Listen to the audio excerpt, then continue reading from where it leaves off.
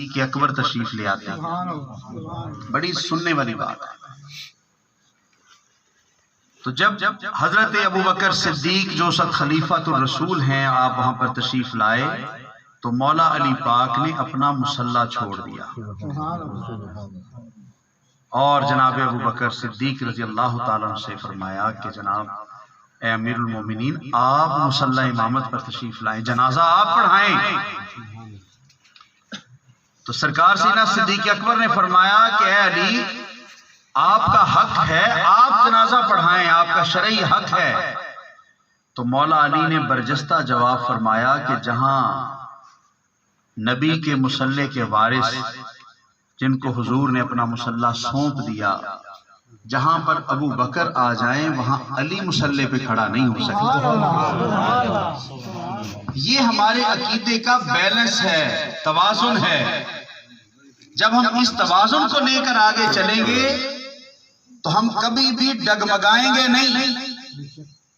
اتنی شانوں والے مولا علی سب شانیں رکھنے کے باوجود جناب ابو بکر صدیق رضی اللہ تعالیٰ عنہ کے لیے جب مصلی چھوڑ دیں تو وہاں پر حق یہ بنتا ہے کہ ہم بھی اس عقیدے کو تسلیم کریں جو مولا علی پاک کا جناب صدیق اکبر کے بارے میں عقیدہ ہے. سبحان اللہ. یہ بڑی ضروری بات ہے.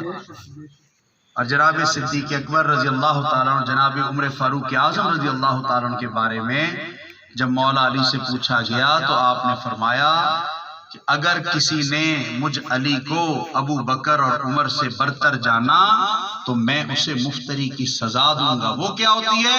الزام لگانے والے کی سزا.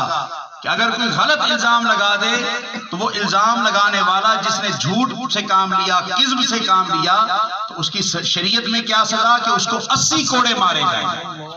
فرمایا اگر کسی نے مجھ علی کو جناب ابوبکر صدیق اور جناب عمر فاروق اعظم سے برتر سمجھا تو میں علی اس کو 80 کوڑوں کی سزا دوں گا. اب یہ وہ توازن ہے عقیدے کا. ہمارا سلسلہ عالیہ نقش بندیہ ہے.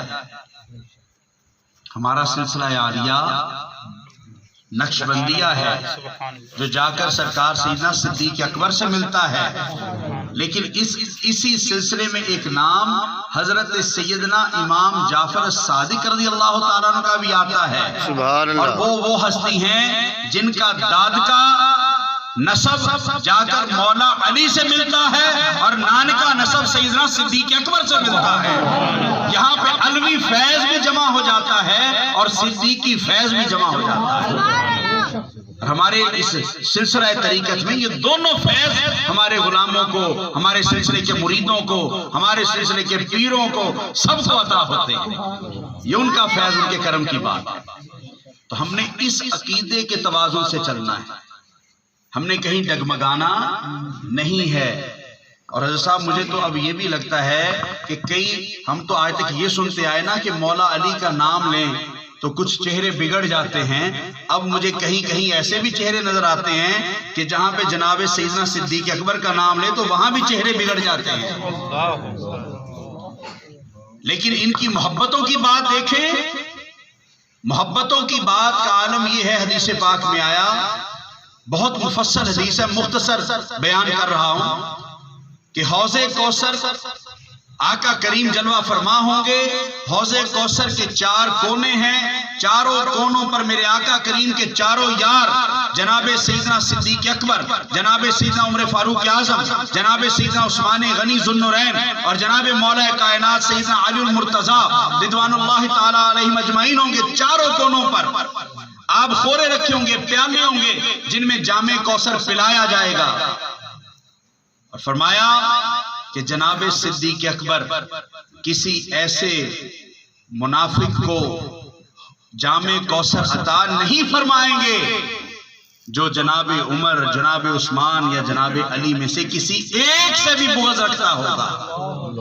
اور پھر فرمایا کہ جناب عمر فاروق اعظم کسی ایسے شخص کو ہرگز جام کوثر عطا نہیں کریں گے جو جناب ابو بکر، جناب علی اور جناب عثمان غنی ان تینوں میں سے کسی ایک سے بھی بغض رکھتا ہوگا، اور جناب عثمان غنی ذو النورین کسی ایسے شخص کو جامع کوثر عطا نہیں فرمائیں گے جو جناب مولا علی، جناب صدیق اکبر یا جناب فاروق اعظم میں سے کسی ایک سے بھی بغض رکھتا ہوگا، اور مولا علی خود کسی ایسے کو جامع کوثر عطا نہیں فرمائیں گے جو جناب صدیق اکبر، جناب عمر فاروق اعظم یا جناب عثمان غنی ان تینوں میں سے کسی ایک سے بھی بغض رکھتا ہوگا۔ یہ عقیدہ ہے، یہ کیا ہے؟ عقیدہ ہے۔ اس لیے اس طریق سے آگے چلنا ہے۔ یہ سلاسل طریقت، نقشبندی، قادری، چشتی، سہروردی، شاذلی، یہ سارے سلاسل یہ بنے ہی اس لیے ہیں کہ آپ سب کو، متوسلین کو، مریدین کو صحیح عقیدہ ملے، ان کے عقیدے اور ایمان کی حفاظت ہو۔ میں نے ایسے اب دیکھیں سلسلہ علیہ، قادریہ، چشتیہ، سہروردیہ، یہ تینوں سلاسل جا کر مولا علی پاک سے ملتے ہیں۔ ان کا ہیڈ کوارٹر جناب مولا علی پاک کا آستانہ ہے، اور نقشبندیہ سلسلہ جا کر جناب سیدنا صدیق اکبر سے ملتا ہے۔